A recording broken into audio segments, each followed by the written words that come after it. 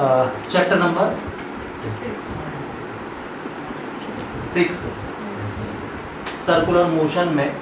इसके previous video में हमने देखा था क्या, centripetal force and centripetal acceleration. हाँ, now see the derivation, very important derivation of this chapter. Safe speed of a car on a banked road. So first of all what is banked road? तो ऐसा road जो slope में होता है इस तरीके से, किसी एंगल से बैंड होता है ऐसा, और सर्कुलर भी हो, दैट मीन्स इस तरीके से बैंड भी हो और घूम भी रहा हो, ऐसा उठाव लिया हुआ ये, और सर्कुलर मोशन में भी हो, यानी सर्कुलर भी हो। ऐसे रोड को हम बैंक्ड रोड बोलते हैं। क्लियर? तो आपको ये दिमाग में रखना होगा कि रोड ऐसा घूम भी रहा है किसी सेंटर के अराउंड पूरा। अब ये पूरा राउंड भी हो सकता है और आधे राउंड के बाद रोड सीधी भी हो जाती है, राइट? तो हमने सपोज कर लिया कि एक बैंक्ड रोड है, ये हॉरिजॉन्टल प्लेन हो गया, इससे थोड़ा सा इस तरीके से बैंक्ड रोड है, it is banked with angle theta, और यहां से जो रोड है वो सर्कुलर में भी है, ऐसे देखना है आपको, घूम भी रहा है और ऐसा बैंक्ड भी है। क्लियर? इस तरीके से तो बैंक्ड मैंने बना दिया था थीटा, और ये ओ सेंटर और आर रेडियस के पाथ पर, रेडियस आर है का सर्कुलर पाथ में घूम भी रहा है। ठीक है, ये घूमता हुआ रोड बस हम फिगर में नहीं बताएंगे। अब एक कार है जो इस बैंक्ड रोड से उतर रही है सपोज, या घूम रही है।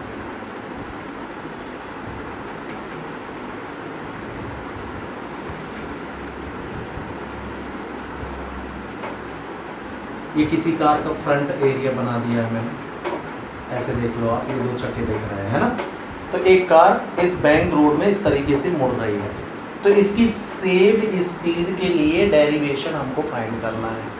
क्लियर? तो देखिए, जब कोई कार किसी बैंक्ड रोड पर है तो इस पर फॉलोइंग फोर्स वर्क करेंगे। नंबर 1, हाँ, weight of car mg perpendicularly downwards. तो पहला फोर्स कौन सा वर्क कर रहा है? Weight of car, that is mg। Clear? फिर आपने देखा था कि नॉर्मल रिएक्शन फोर्स बिल्कुल ऑब्जेक्ट के परपेंडिकुलर डायरेक्शन में वर्क करता है r। तो दूसरा फोर्स कौन सा वर्क करेगा? Normal reaction force r। और तीसरा फोर्स जो टायर और रोड के बीच में फ्रिक्शन वर्क कर रहा है, ऐसे, तो वो भी कैसा होगा? इस डायरेक्शन में, जिस एंगल से थीटा रोड बैंक्ड है उसी एंगल से फ्रिक्शन फोर्स भी बैंक्ड हो जाएगा। क्लियर? तो तीसरा फोर्स कौन सा है? Friction force, friction between tyre and road. इसको आपने सपोज कैपिटल F से शो कर दिया है। तो अब यहां पर आप ध्यान से देखें तो दो फोर्स R, ये यहां से दो कंपोनेंट में डिवाइड हो जाएगा। एक वर्टिकल कंपोनेंट कितना? R cos थीटा, और दूसरा हॉरिजॉन्टल कंपोनेंट ये R sin थीटा। तो नॉर्मल रिएक्शन फोर्स R, ये भी कैसा है? बिल्कुल वर्टिकल नहीं है, थोड़ा सा तिरछा है। जो भी तिरछे फोर्स होते हैं पूरे वर्टिकल नहीं होते या पूरे हॉरिजॉन्टल नहीं होते, वो हमेशा कितने कंपोनेंट में डिवाइड हो जाते हैं? दो कंपोनेंट में। सिमिलरली फ्रिक्शन फोर्स रोड के बैंक्ड होने के कारण ये भी तो तिरछा हो जाएगा, तो फ्रिक्शन फोर्स F भी कितने कंपोनेंट में डिवाइड होगा? दो कंपोनेंट में। एक F sin थीटा जो इसी डायरेक्शन में वर्क करेगा जिस डायरेक्शन में कार का वेट वर्क कर रहा है, और दूसरा F cos theta towards the direction of R sin theta. Right. तो normal reaction R is divided into R cos theta and R sin theta, two component, it is vertical और this is horizontal. Similarly the friction force capital F also divided into two component, that is F sin theta and F cos theta, horizontal component and it is vertical component। इस तरीके से ये horizontal बनेगा, F sin theta vertically आ रहा है, ठीक है। ये डायरेक्शन से देखा जाता है, ऐसा है तो वर्टिकल और ऐसे में है तो हॉरिजॉन्टल। तो अब आप देखो, इन बैलेंस्ड कंडीशन कार का सुरक्षित होना जरूरी है। तो बैलेंस्ड में रहेंगे ये फोर्स तो कार सुरक्षित रूप से उस मोड़ से मुड़ते हुए निकल जाएगी। उसके लिए ये जो भी फोर्स लग रहे हैं वो कैसे होना चाहिए, बैलेंस्ड में होना चाहिए। तो इन बैलेंस्ड कंडीशन ऑफ कार आप देख रहे होगे कि R cos थीटा बैलेंस करेगा mg and F sin theta, क्योंकि ये इसके जस्ट अगेंस्ट डायरेक्शन में वर्क कर रहा है। हाँ, तो mg plus F sin theta को बैलेंस किया है किसने, R cos थीटा ने। तो mg plus F sin theta बराबर होगा किसके, R sin थीटा के। देख लीजिए, F sin थीटा और mg एक ही डायरेक्शन में है, इसके जस्ट अगेंस्ट डायरेक्शन में वर्क कर रहा है कौन, R cos थीटा। तो ये इसको बैलेंस करेगा दोनों, ये कंडीशन बनेगी। आप क्या करो, और करके इसका साइड चेंज कर दो, वहां mg की वैल्यू फाइंड कर दो, तो क्या मिलेगा, R cos theta minus F sin theta, और this is our equation number 1, right. फिर दूसरी चीज देखें आप, ये तो हो गया क्या, बैंड थी इसीलिए। अभी कार सर्कुलर पाथ पर भी है, और हमने देखा था किसी भी ऑब्जेक्ट को सर्कुलर पाथ में चलने के लिए सेंट्रीपिटल फोर्स तो लगता है। तो ये जो दो फोर्स हैं F cos थीटा और R sin थीटा, ये टुगेदर मिलकर कार को सर्कुलर पाथ में घूमने के लिए नेसेसरी सेंट्रीपिटल फोर्स प्रोड्यूस करते हैं। कौन दोनों, यस, तो हम बोलेंगे क्या, F cos theta and R sin theta provide necessary centripetal force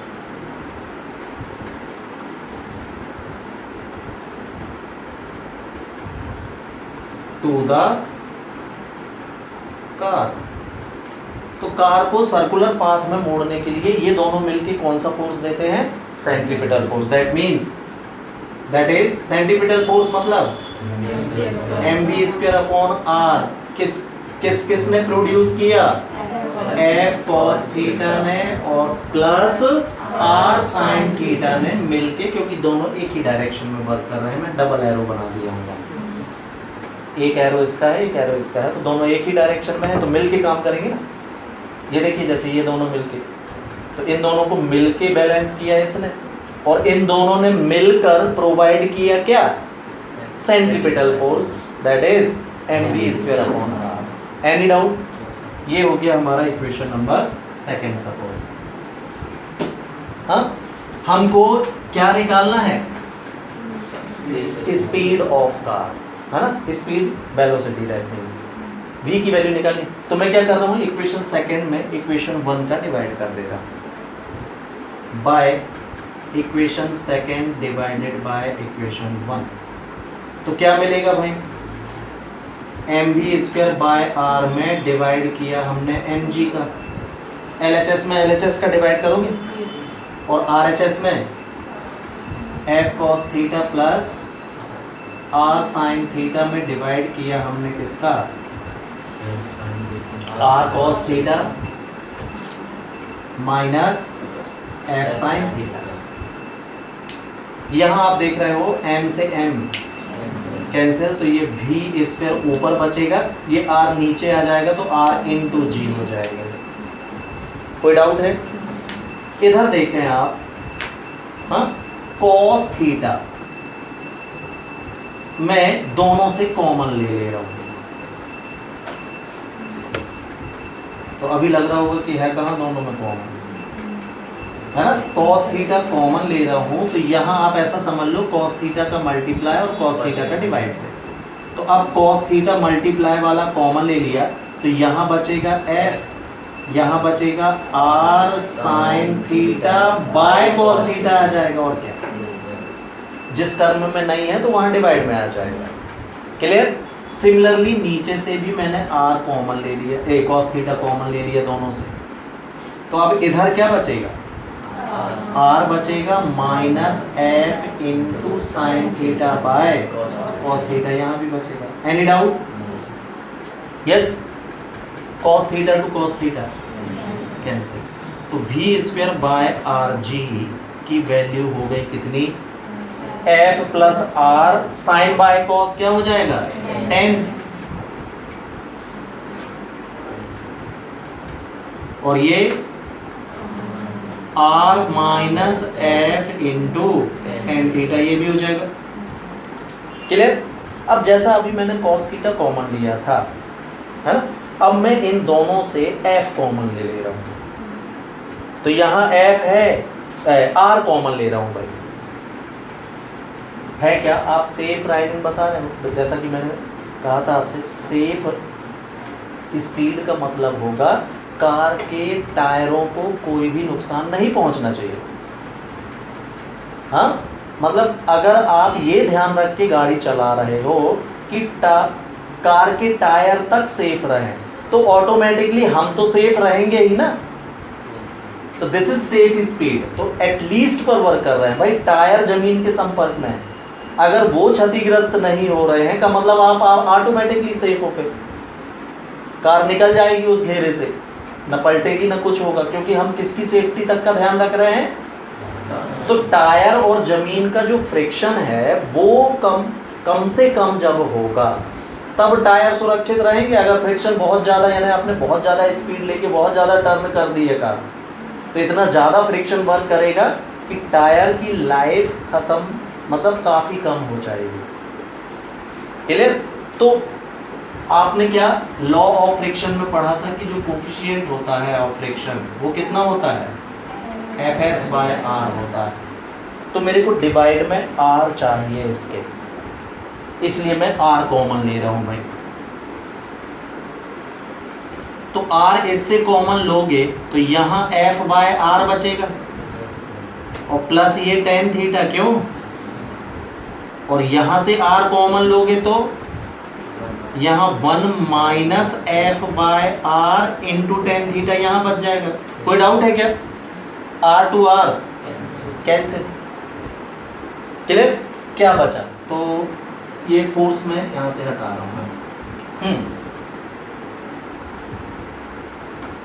तो v square upon r g की वैल्यू मिल रही है हमको, yes, f by r that is mu. क्या बोलोगे आप? क्या कहलाता है ये? कोफिशिएंट ऑफ फ्रिक्शन, और F upon r by the law of friction, mu s क्या कहलाता है? Coefficient of static friction. तो अभी स्टैटिक कंडीशन में नहीं है ना, कार चल रही है, इसलिए मैं सिर्फ म्यू से शो कर दे रहा हूँ इसको। म्यू काइनेटिक है ये, कोफिशिएंट ऑफ काइनेटिक फ्रिक्शन, ठीक है। Mu plus tan theta by 1 minus mu into tan theta, किससे? By the law of friction, mu is equal to होता है एफ अपॉन आर। हमने फ्रिक्शन फोर्स को कैपिटल एफ से शो किया है, वैसे नो स्मॉल एफ से शो करते हैं, ठीक है। आर जी का साइड चेंज, तो v square is equal to R into ji mu plus tan theta by 1 minus mu into tan theta.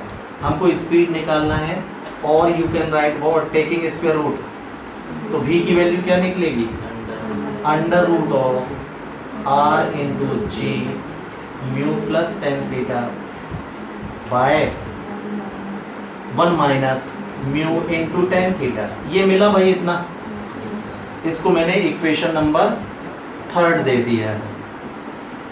Now for safe speed of car, अब भी मैंने बताया कि टायर और रोड के बीच फ्रिक्शन मिनिमम होना चाहिए, दैट मीन्स आइडियल कंडीशन है, हमको पता फ्रिक्शन कभी जीरो नहीं हो सकता, कोफिशिएंट जो है मिनिमम होना चाहिए, और मिनिमम वैल्यू जीरो होती है ना, तो म्यू की वैल्यू जीरो होना चाहिए भाई फॉर सेफ स्पीड के लिए। तो ये वैल्यू अगर आप इक्वेशन नंबर 3 में रखोगे तो बाय इक्वेशन 3 क्या मिलेगा, v is equal to yes, mu की जगह जीरो रखो तो 0 plus tan theta upon 1 minus 0 into tan theta, मतलब जीरो हो जाएगा, यहाँ 1 बस बचेगा, क्या बचा, ओनली टेन थीटा, तो root of r into g into tan theta, and this is the formula of safe speed of car in bend road.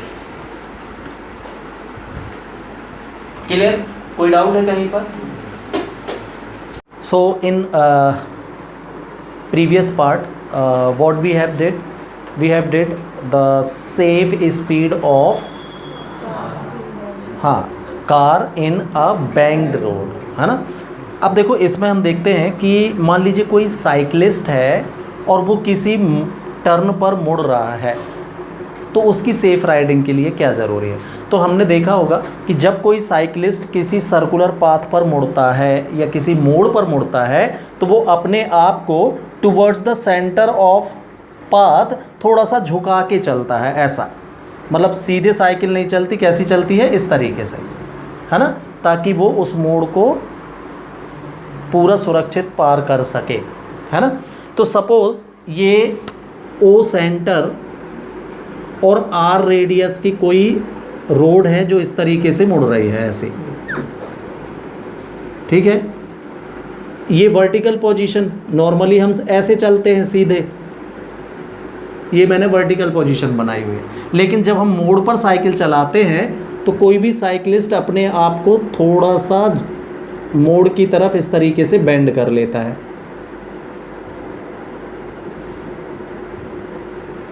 ये साइकिल का टायर है, सपोज़ कोई भी डिज़ाइन के टायर बना सकते हो आप,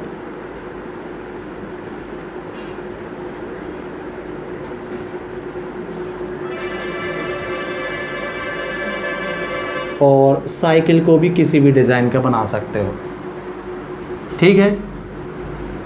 तो ये कोई साइकिलिस्ट है जो, है ना, आर रेडियस के सर्कुलर पाथ पर थीटा एंगल से सपोज झुक के चल रहा है, थीटा एंगल से बेंड होके उस सर्कुलर पाथ को पार कर रहा है, क्लियर।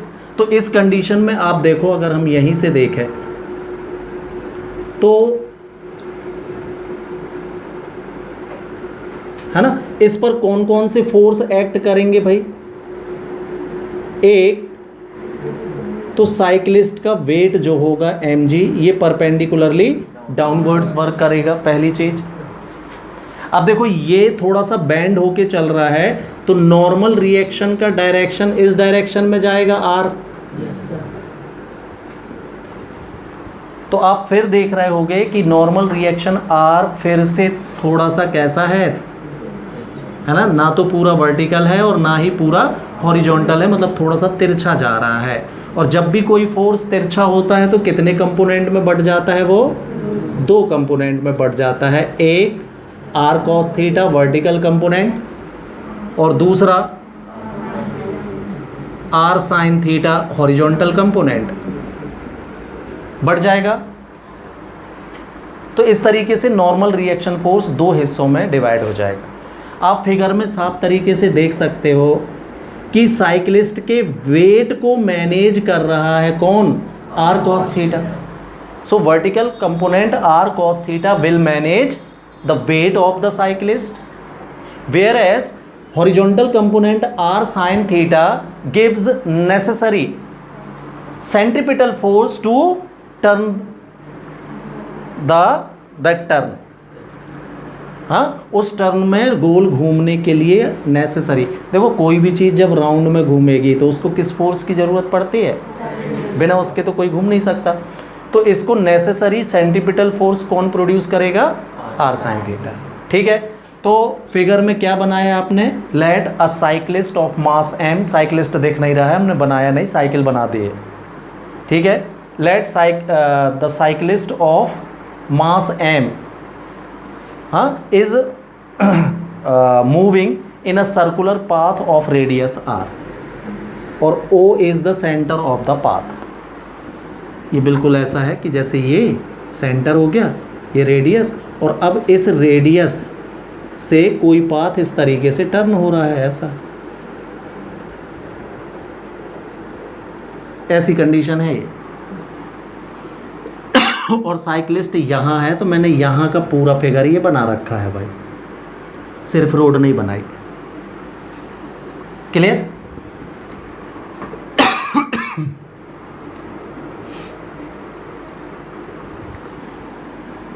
तो कौन कौन से फोर्स लगेंगे इस पर? Number 1, wait of cyclist mg, कैसा? Vertically downwards. दूसरा फोर्स कौन सा लगेगा? Normal reaction r। ये कितने कंपोनेंट में बढ़ जाएगा? r cos theta vertical component and second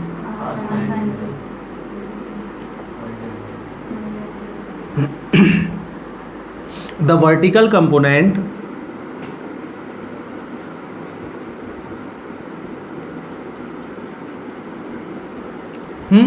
the vertical component r cos theta किसको मैनेज करेगा? Manages the weight of cyclist, that is mg किसके बराबर होगा? r cos थीटा के। Any doubt? Where as the horizontal component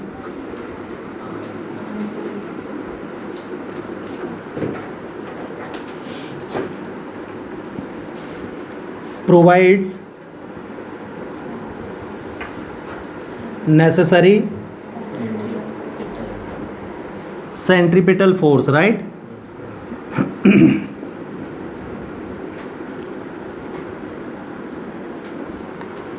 to the cyclist, that is mv square upon r कौन generate करेगा? r sine theta. Yes, now equation second by divided by equation first.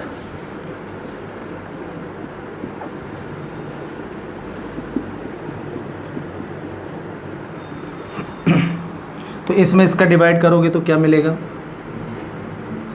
mv square upon r bye mg is equal to r sine theta bye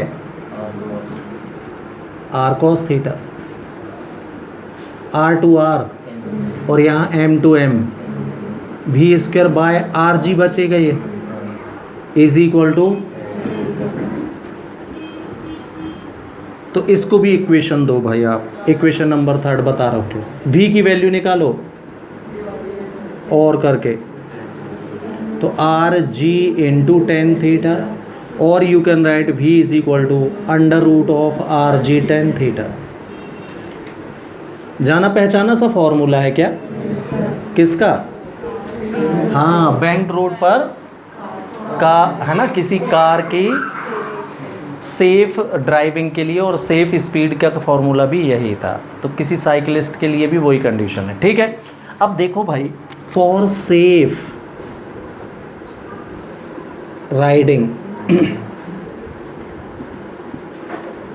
of cyclist.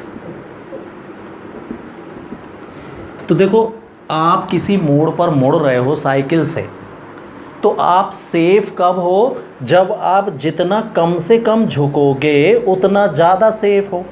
अगर आपने cycle को बहुत ज़्यादा झुका दिया तब तो आपके गिरने के चांसेस ज़्यादा हैं भाई।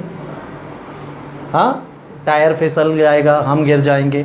तो for safe riding of cyclist the value of tan theta should be less.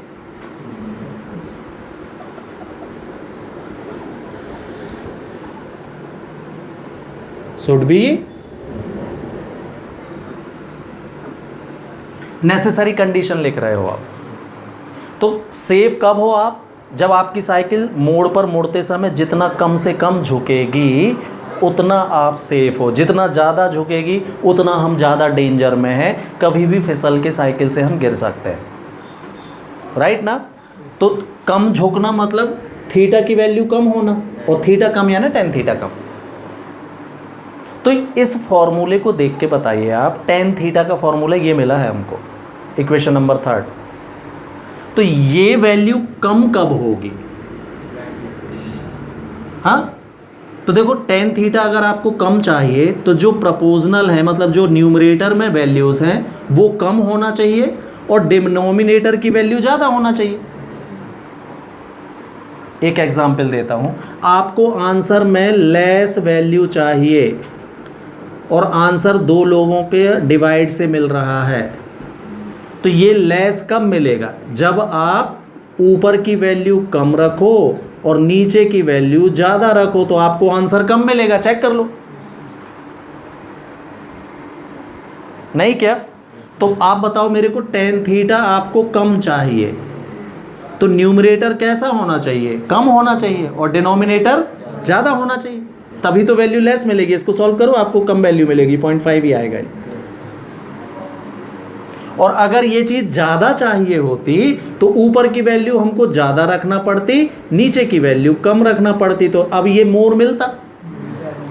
लेकिन हमको ज़्यादा नहीं झुकना है ना, कम झुकना है, तो tan theta should be less. तो for less value of tan theta the numerator में क्या दिख रहा है? v, that means velocity of cyclist should be less होना चाहिए भाई। यही कारण है कि जब मोड़ आता है तो हम ब्रेक मार के अपनी साइकिल को थोड़ा सा मद्दा करते हैं। फिजिक्स नहीं पता आपको, ये पता है कि अगर तेज हुए तो गिर जाएंगे, है ना, यह साइकिल मुड़ नहीं पाएगी, कहीं और चली जाएगी। तो कोई भी मोड़ आता है तो ऑटोमेटिकली आप पैडल मारना बंद कर देते होगे, हल्का फुल्का ब्रेक ले लेते होगे। ये हमारे चलाते चलाते हमको ये एक्सपीरियंस हो गया है कि ऐसा करो, नहीं तो गिर सकते हैं। दूसरी चीज, radius, R means what? Radius of the path. तो जो सर्कुलर पाथ है उसकी रेडियस ज़्यादा होनी चाहिए, मतलब घुमाव धीरे धीरे देना चाहिए भाई, ऐसा एकदम से यू टर्न नहीं दे देना चाहिए, इसमें गिरने के चांसेस और ज़्यादा हो जाएंगे। तो मोड़ इसलिए धीरे धीरे देना चाहिए ऐसे। और तीसरा है जी, तो जी के बारे में हम कुछ नहीं कर सकते भाई। जी क्या है? एक्सेलरेशन ड्यू टू ग्रेविटी, ये अर्थ का फिक्स है, तो इसमें तो तुम्हारा कोई हस्तक्षेप नहीं, आप इसके बारे में कुछ नहीं कर सकते, ये अर्थ का है। दूसरा काम जो था कि पाथ की रेडियस मोर होना चाहिए, तो ये भी हमारे बस में नहीं है। इंजीनियरों ने ध्यान रख के जितना पॉसिबल था उतना मोड़ बना दिया। रोड तो बन चुका है, तो अब आप आर में भी कुछ नहीं कर सकते। ऐसा तो कर नहीं सकते कि साइकिल खड़ी करके पहले रेडियस बदलोगे रोड की फिर निकलोगे। तो ये दोनों वैल्यूज़ जो डिनोमिनेटर में है ये हमारे हाथ में नहीं है। हमारे हाथ में क्या है? वो है हमारी वेलोसिटी v। उसको कम कर लो आप तो आप किसी मोड़ को सुरक्षित पार कर सकते हो सेफली। क्लियर? तो कंडीशन 2 रहेंगी, लेकिन इनमें से जो दूसरी कंडीशन है रेडियस वाली, उसमें हमारा कोई बस नहीं है। वो इंजीनियर ध्यान रखते हुए जितनी पॉसिबल जगह होती है उतनी बड़ी रेडियस का कर्व लेते हैं वो। है ना। जहाँ जगह ही नहीं होगी तो उनकी भी मजबूरी होगी, कम रेडियस का कर्व लेना ही पड़ेगा उनको। तो रोड तो बन चुका, अब ये आपके बस में नहीं है, ये आपके बस में नहीं है, रोड बन चुका है, आपके बस में केवल आपकी स्पीड है, उसको कम कर लो तो आप उस मोड़ को सुरक्षित पार कर पाओगे। These are the necessary condition of safe riding. Clear, समझ में आया?